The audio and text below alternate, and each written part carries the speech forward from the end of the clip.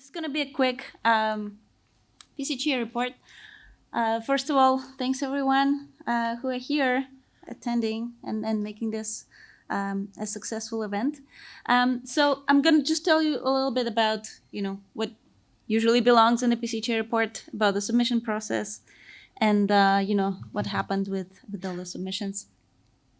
So the submission process was similar to what it usually is, but there were just two things that were different. Is first of all, we decided to experiment. Usually, the Haskell Symposium has 2 rounds of submissions. It has the early round and the regular round. And the feedback that I got from the steering committee and the previous chair is that the early round seems to be a lot of work, but not too much benefit, because even though a few papers get submitted, but not too many of them got resubmitted, at least last year. And so we decided to experiment with it and not have the early round. Because we didn't have,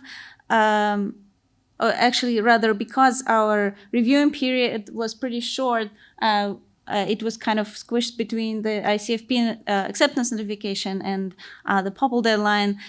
We also decided to have, on the other hand, a separate abstract deadline so we can start the reviewing process early. So that's what it was for. Those were the only 2 innovations. Otherwise, the paper categories were the same as always. There were research papers, functional pearls, tutorials, experience reports, and demo proposals. So that's a lot of paper categories. And we employ a lightweight double-blind review, meaning that the reviewers don't see author names to begin with, but once they have written the review, they can. So a little bit of statistics. So we got 22 abstracts submitted, and that got converted into 20 papers. So as for the categories, 19 of them were regular papers and 1 was a tutorial. So as you can see, we have a lot of paper categories. Not all of them are well used. So this is something that we might think about. So this kind of graph I see in every chair's report. It's always, for some reason, people are excited to see those. So where are these? So where are the authors located who submitted the papers? Most of them are in the UK and in the US, 10 of each, and then otherwise mostly Europe, but also Brazil, Japan.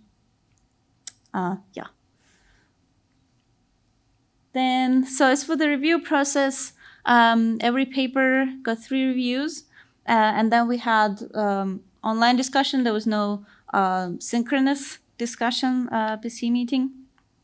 And because of the short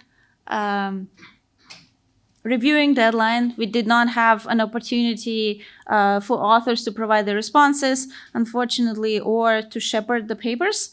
Right, this is something that kind of both, I heard both authors and reviewers kind of complain about, that they didn't have this opportunity to either respond or do revisions. But unfortunately, we cannot afford that with the current sort of, because we have to have our deadline after the ICFP deadline. That seems to be a constraint that we have.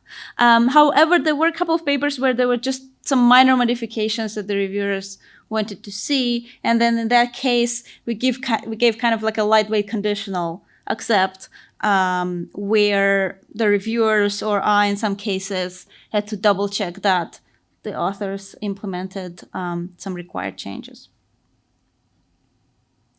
And then also, just like last year, the authors have accepted papers, were able to submit their artifacts. Again, as a smaller venue, we don't have a full-fledged artifact evaluation committee.